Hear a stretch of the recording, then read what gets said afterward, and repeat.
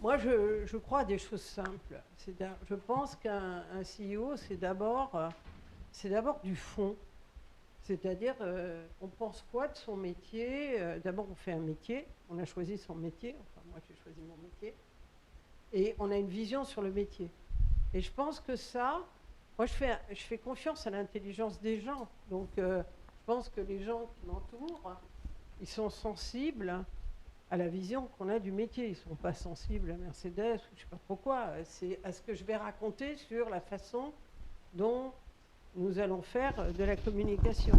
Et d'ailleurs, je pense que, moi, il se trouve qu'il y a 25 ans, c'était une petite boîte dans un groupe, hein, franchement, qui intéressait pas grand monde.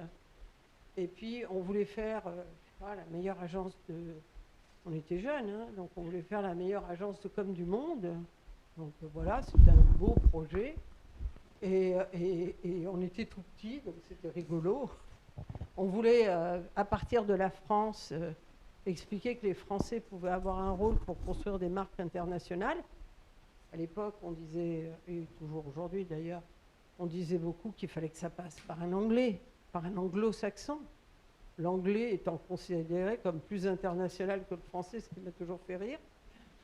Voilà, mais c'était fondamental. Et nous, à l'époque, hein, à la création de BETC, il y a eu ce regard sur le rôle qu'on pouvait avoir. Et je crois beaucoup à ça, c'est-à-dire moi je ne crois pas du tout au cynisme, enfin de toute façon je ne suis pas cynique, je ne sais pas ce que c'est, donc je crois au fait de croire en quelque chose. Donc des choses aussi simples qu'à une époque où dans la pub, il y avait des gens qui disaient que, je sais pas, ça pouvait être de l'esbrouf, ça pouvait... Moi, j'étais sûre que la pub, c'était un passage obligé du monde.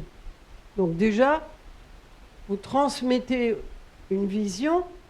Moi, je n'ai pas fait le métier que je considérais pas bien. J'ai fait un métier que je considérais très bien. Donc déjà, ça a occupé ma parole, parce que comme il me disait, mais comment toi tu peux considérer que c'était bien? Tu étais prof de latin grec, comment ça se fait que... Ben parce que c'est passionnant, parce que les gens en ont besoin, parce que... Et donc d'avoir une vision assez claire et assez alignée, moi je crois beaucoup à l'alignement, c'est-à-dire on pense qu'on dit, c'est un peu mieux, c'est un peu efficace, et puis on est là où on a choisi. Moi je ne critiquerai jamais la pub, parce que sinon j'aurais fait tricot, j'aurais vendu des livres, voilà. Je pense qu'à un moment donné, il faut un alignement avec son métier, et quand vous le portez très fort, ben, ça embarque des gens. Et ça crée une vérité d'entreprise. Donc les gens, je ne suis pas sûre que... Pour moi, un bon CEO, d'abord, c'est quelqu'un qui a ce regard sur ce qu'il fait, que ce regard, il va l'expliciter, parce que c'est pas... Il va falloir embarquer du monde. Et pour embarquer du monde, il faut expliciter ce à quoi on croit, ce qu'on pense être clé. Donc, par exemple, on a créé une culture parce qu'on croyait en des choses. Donc la culture, elle se crée par la vision que vous avez de votre métier. Je vous donne un exemple. Chez BETC, ce qui est plus important, c'est les marques et ce qu'elles ont comme relation avec les gens. Il y a des entreprises de com, ce qui est important, c'est si les clients sont contents. Nous, pas. Les clients soient contents, bon, on préfère, hein, plutôt que mécontents, c'est plus facile à gérer. Mais si ce qu'on a fait pour une marque ne nous semble pas à la hauteur, que le client soit content, on se dit ça ne va pas durer ce truc-là, il ne va pas être content longtemps. Et puis après, on a aussi un regard, et donc on a énoncé un regard sur le public. On pense que le public, il est intelligent. Et du coup, on pense que ce n'est pas la peine de lui crier dans les oreilles 12 fois de suite la même phrase pour qu'il comprenne, ça va, il est intelligent.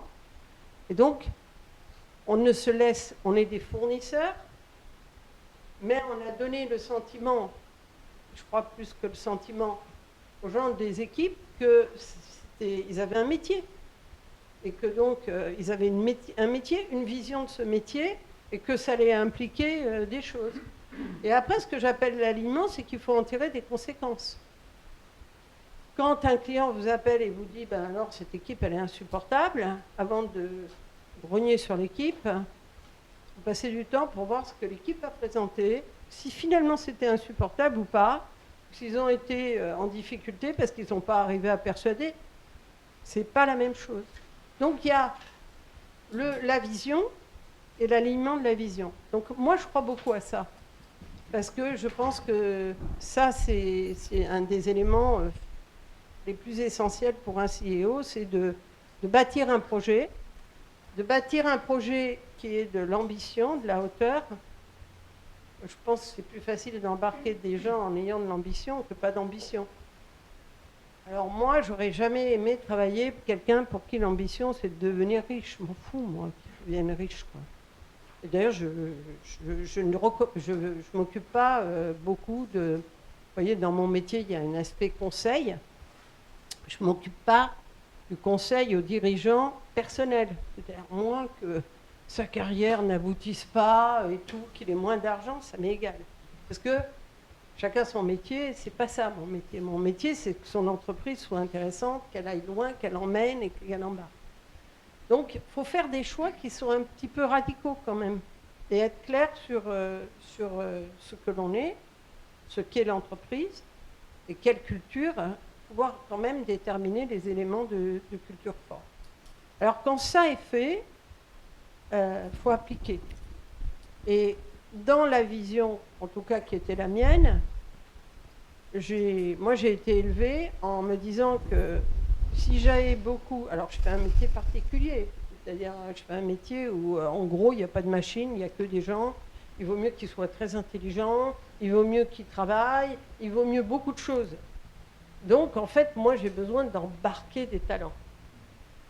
Et l'autre obsession qui était la mienne, c'est ne jamais avoir peur du talent. C'est pas très grave s'ils sont meilleurs que moi. Si, c'est embêtant. Mais en tout cas, j'ai trop d'orgueil pour ne pas prendre quelqu'un parce qu'il risque d'être meilleur que moi. C'est embêtant. Je ne peux pas. Donc, embarquer des talents. Et embarquer des talents dans nos métiers, c'est donner un espace. Il ne va pas faire exactement comme vous lui dites. Il va faire un petit peu comme ci, comme ça, mais au bout du bout, est-ce que vous préférez avoir ce talent ou vous préférez qu'il soit ailleurs? Pour moi, c'est des choses très fondamentales qui, du coup, aussi vont créer une culture d'entreprise. C'est-à-dire que vous allez vous adresser aux gens d'une certaine façon. Moi, je me souviens avec mon patron très éloigné, parce qu'en gros, il me laisse tranquille, c'est une bonne idée, c'est Vincent Bolloré. Donc, Vincent Bolloré, d'abord, il trouve que mon métier, c'est un métier de chien, c'est pas intéressant parce que ça fait pas la culbute, il a des façons plus efficaces de gagner de l'argent que de compter sur moi. Et puis, il trouve que ce métier est ingrat parce qu'il dit, avec tout ce que tu donnes aux clients, ils te donnent si peu, c'est pas normal. Très bien. Et puis, un jour, il me dit, enfin, t'as qu'à leur dire à tes équipes, ils ont qu'à faire ce que tu veux. Oui, mais ça marche pas comme ça chez moi, c'est plus compliqué. C'est-à-dire qu'ils font ce qu'ils veulent, ce que je veux, mais parfois mal. Donc, c'est pas l'ordre qui va amener ça. C'est pas des rouages. J'ai besoin de gens qui soient extrêmement motivés, extrêmement passionnés, etc.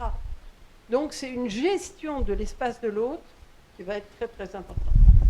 Et donc, moi, je crois aussi beaucoup que dans le rôle de CEO, il y a l'expression, il faut savoir, c'est comme une marque, un CEO. Il doit savoir ce qu'il pense, et ce à quoi il croit. Il faut travailler un tout petit peu pour savoir, et je vois beaucoup de CEO, je ne sais pas ce qu'ils pensent, je ne sais pas ce qu'ils croient, je ne sais pas comment ils voient leur business, ça m'étonne toujours. Et puis quand ça est énoncé, etc., il faut aussi se dire, qu'est-ce que ça va être, qu'est-ce qui est important finalement, comment je deviens... L'agence a cru de façon incroyable. Elle est devenue première agence européenne. Elle est toujours classée dans les 10 meilleures agences du monde. On est appelé par de l'international sans arrêt.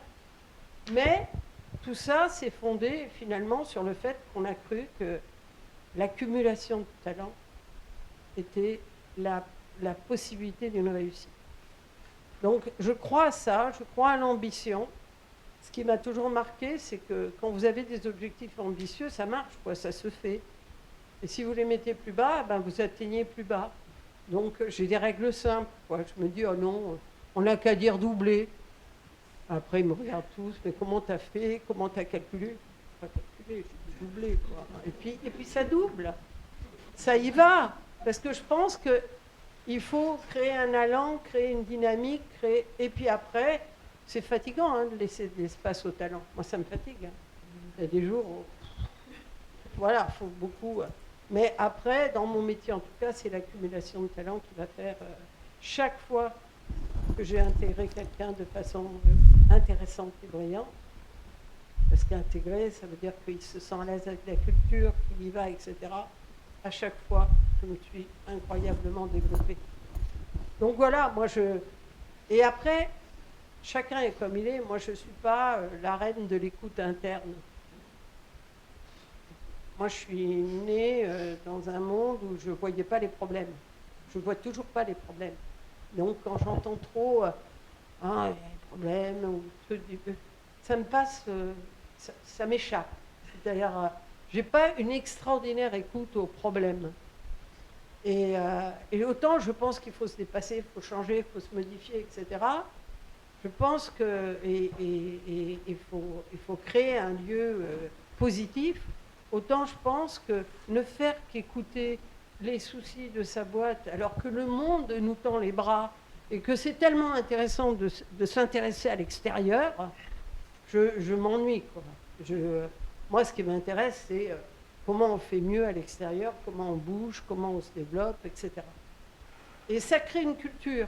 Ça crée une culture de l'extérieur. Elle a ses défauts, hein, ma culture. C'est pour ça que est-ce que je suis une bonne... D'abord, je ne suis pas un bon CEO, ça c'est sûr. Bonne peut-être, mais j'en sais rien. Et comment on juge?